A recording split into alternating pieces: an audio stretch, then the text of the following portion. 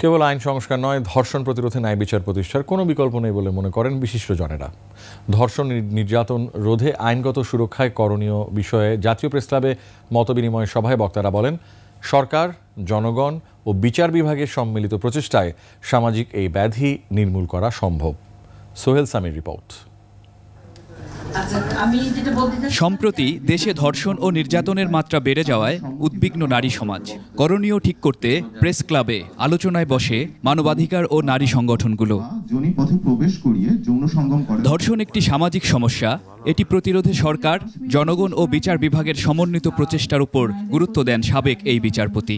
আইন সংস্কার করার জন্য যে ইন্টারিম গভর্নমেন্টকে আমি যতটা না ধন্যবাদ দিব, তার চাইতে আমি বেশি ধন্যবাদ দিব যদি তারা নিরপেক্ষভাবে ন্যায় বিচার প্রতিষ্ঠা করার জন্য বেশি সচেষ্ট হন। একজন বিচারকের আসনে বসে যতক্ষণ সে না মনে করবে যে সে ইন্ডিপেন্ডেন্ট কাজ করছে।